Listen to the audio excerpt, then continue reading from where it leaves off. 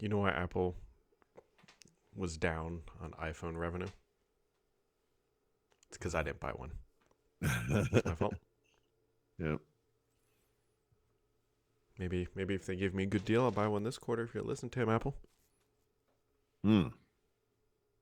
I mean, I felt like I was the biggest personal contributor to Apple's revenues this year, last year, whatever. You know, 2 iPads, Apple Watch, 4 HomePods, MacBook Air, Yeah, you put a Apple couple One. kids through college there. Yep. Oh yeah, that was a big year for a low point. I don't know, depending on how you look at it. It is still incredible that in a single quarter they made $124.3 billion in revenue. Mm-hmm. I mean, that's They're not. They're not really in any danger, you know. For all of no, the hand wringing around whatever with them, it's like, yeah, I think no, they're gonna be okay. $36.3 billion in net income. That's like This is 12 billion more than that's 50% more than Microsoft Yeah. in net I mean, income. remember that moment when the iPhone by itself was bigger than Microsoft for the first time, all of Microsoft. This is not accurate, but they're almost 10 times as big as Intel by revenue. 14 versus 124, whatever that is. It's got to be somewhere between 8 and 9 times. I don't know. They're a big company. A little bit. A little Honestly, bit. I'm not, like this is not profound or anything and not new information, but the thing that makes Apple most impressive as a money making entity is that the vast majority of it comes from what is normally a very low margin, Oh, yeah. temporary kind of a purchase, and they've turned that into a very unique advantage. And there's no way to copy it, but it's just Mm. astonishing. It's really interesting. It's not, again, I know it's not new, but Although their service has been the unsung hero lately, Mm. Yeah, really but that's driving that growth.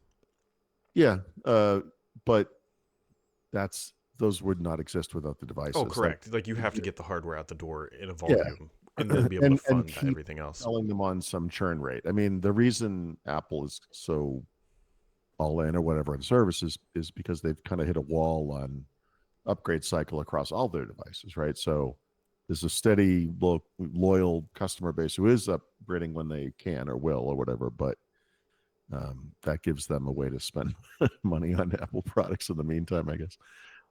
It's working great. I don't know what to tell you.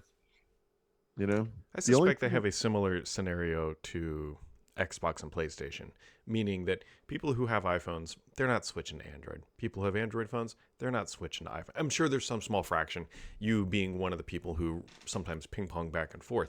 But like the yeah, vast but majority of consumers, like I buy an iPhone, that's just what I'm going to go buy. I'm going to buy an Xbox, that's just what I'm going to go buy. Like that's I think I wrote this somewhere, but if I didn't, I've got this thing in progress that is about the Apple stuff, and where that applies and doesn't apply in my life and whatnot. But you remember that there was a Steve Jobs moment on stage where he said, the center of our digital lives has changed, and it used to be like the Mac was at the center, and mhm. then all the peripherals came off it, but then the Mac moved out to the periphery, and it's not that I don't think the phone ever moved into the middle, although I think for a lot of us that's how we thought of it.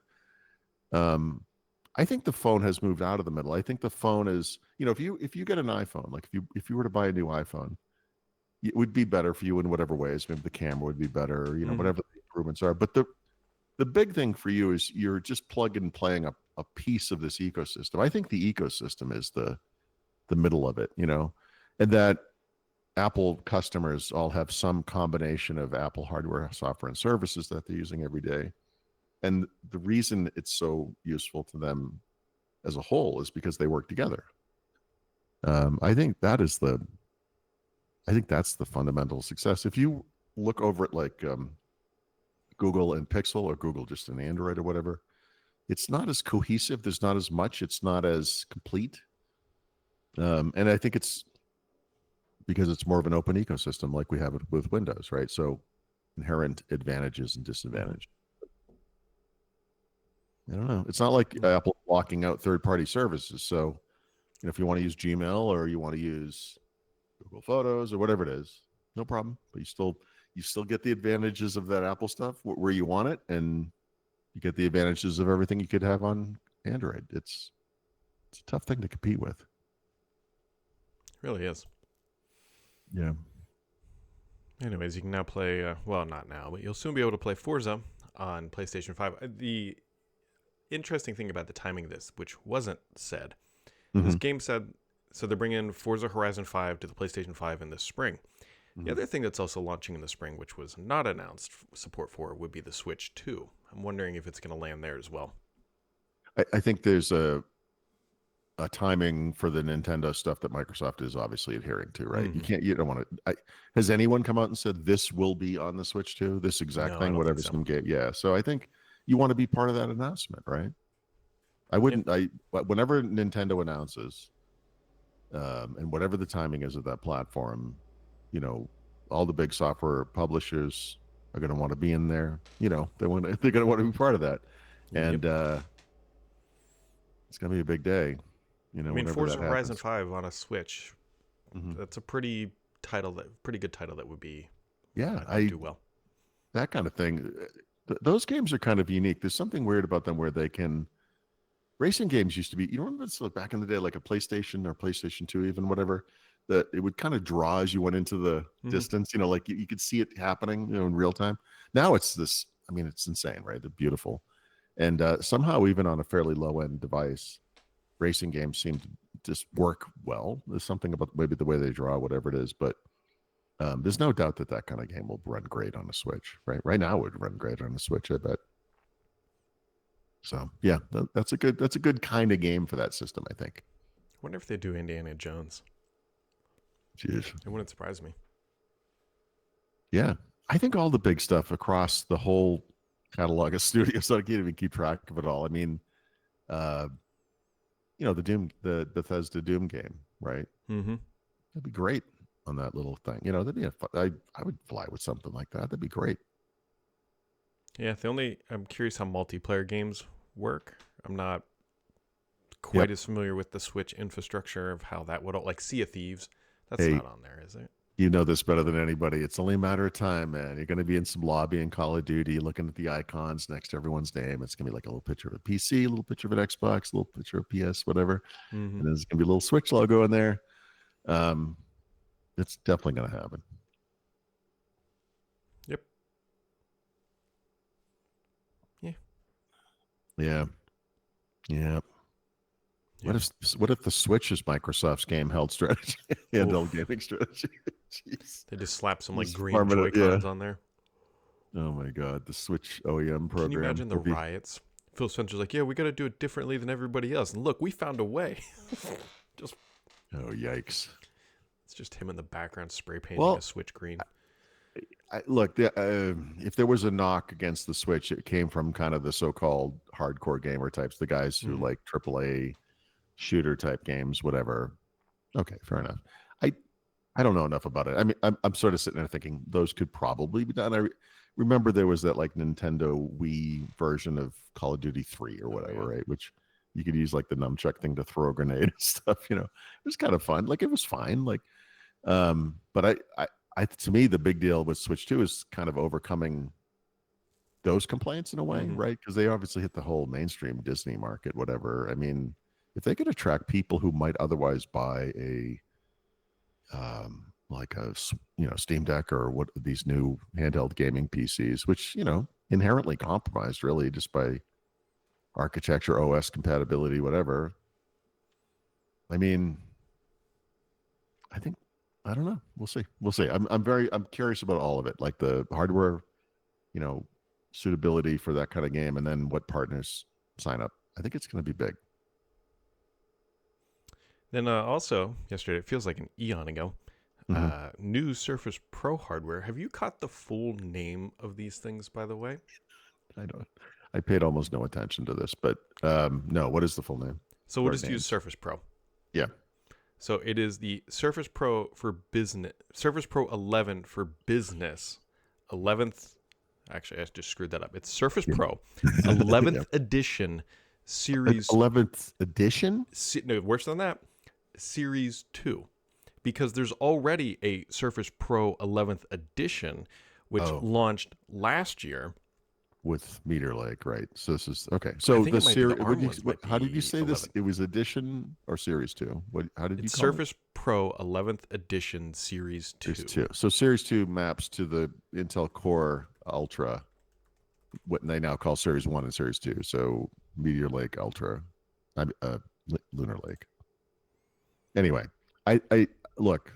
Lunar Lake is an improvement of sorts for sure over Meteor Lake. Absolutely. I'm sorry, I shouldn't qualify it. It is an improvement overall. For a portable business class computer, it's definitely an improvement. The graphics, honestly, are dramatically better, and Meteor Lake was actually really good for the day. So hold on. You might be wrong, and I'm I still might be trying to right. figure this out because I'm just So, going off what you said. Okay. Surface Pro 11th edition, I think, is the Yeah. ARM variant. Surface Pro 11th wait. edition Series 2 is the Intel variant. Oh, I got you. Okay, well, it just so happens that Intel does use Series 2 for Core Ultra, and that's the chip. So that actually helps you kind of map it to the chip, I guess. Yeah, I'm sure everybody on planet Earth will remember. Okay. Anyway, so the two unique things here to me are the timing, because if I remember correctly, the previous business versions of both devices was March last year, so less than a year. And then the price. The starting price of these things is astronomically high compared to the Snapdragon versions, which, $400 more. I mean, you're not getting, I don't know, like what you think you're getting better there. I mean, I guess a little bit of compatibility, but that stuff has mostly gone away. I mean, and it wasn't that bad in the beginning either, but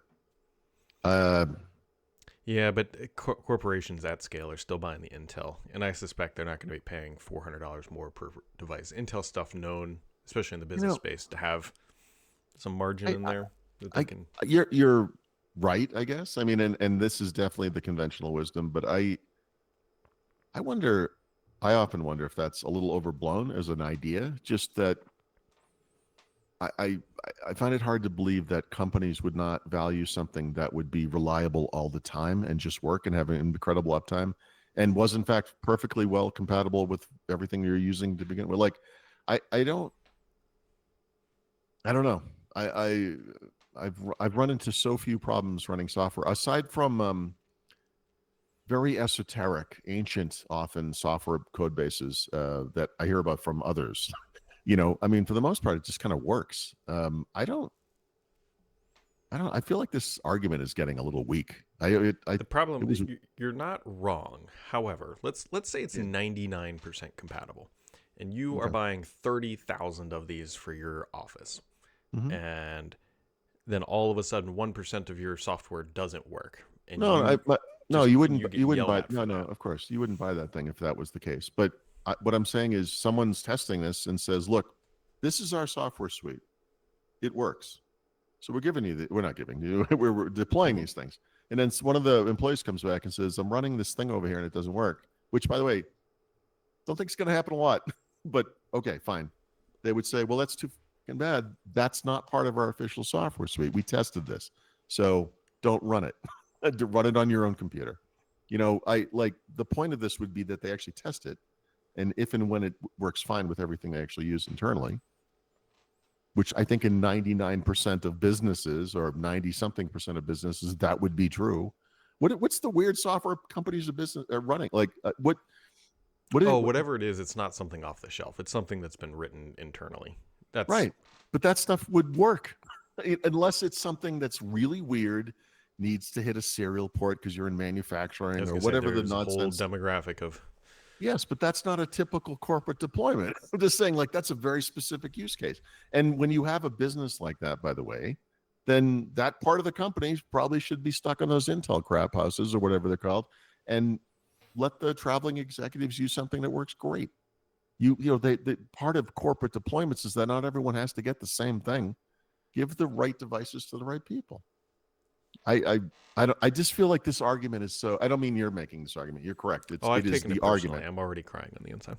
Yeah, I just I'm getting it's a little tiring from like listening to the 1% whine about the special app they need from 1979, and it's like, yeah, please keep using your stupid old PC, enjoy it, but the rest of the world is moving on.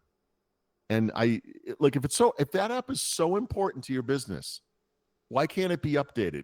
Like, come on, enough. Like, how important is it? And again, I know it's important. Like, I know everyone's raising their hand. Here's my example. I know everyone has that one example, but give those people the old computers. I don't think it's that many. As a percentage, I don't think it's as high as people think it is. I think we're just resistant to change. Oh, no, that's exactly what it is. Because if you are corporate IT and you're saying these are the devices, are you willing to bet your career to save somebody else some money? Right. Right. That's the bet. I look. I think just logically you can explain this to people in a way that makes sense, and I think the people, and the majority of them, right, who get these things are going to be like, oh my god, this is awesome. It's silent. It runs for 9 to 12 hours. It like super reliable every time I open. It actually comes on. I've never experienced that with a PC before. It's a revelation. The counter to this is if everybody thought that way, Intel would not exist today. I get a newsflash for you, Brad. Right. I know they lost a lot of money. They're not doing following the news, buddy, but I've been I apparently constantly just reread the Steven Sinofsky book, and no, I'm sorry, actually this came out of a different thing. Sorry, I am reading that, but there was a thing about Intel. There was a news story today, not a news story. It's one of those sites that has like there was an interview with somebody and it's talking about the past, and there was a time when Intel came to Apple and said, hey, we want to get the iPhone business. Like, let us show you what we're working on. It was like this Atom nonsense, right? So they had to go to TSMC and say, like, just so you know, like, we are gonna talk to these guys. We have, they're a big partner, whatever. And the guy from TSMC was like, yeah, we don't care. We're not afraid of Intel. He said, by this point, it was like 2011 or something. He's like, nobody respects this company. We know that every single one of their partners, meaning PC makers, hates them and would give anything to have any other supplier other than Intel. And he said, we weren't worried for 1 second. And sure enough, they came back in a few weeks. Said, don't worry about it. We're not going anywhere. It's like, yeah, we know. They're not a foundry. They're a terrible company. Everyone hates them. And that's in the news. You can look it up. It's in the news feed today. But like, this has been a long overdue correction, that we put up with this inherent inferiority of the x86 platform for way too long. And yet, backward compatibility, the Microsoft promise, blah, blah, blah, blah, whatever. But they did all the work to make that stuff great. And for the 1% that needs it, yeah, keep going with that stuff. Fantastic. Have a good time. But it's time for the rest of the world to move on. Oh, and I should say the rest of the world has moved on. It's only us who haven't moved on. So let's figure it out. We did figure it out. As a platform, we figured it out. So maybe it's the audience that needs to figure it out. Yeah. I don't understand it.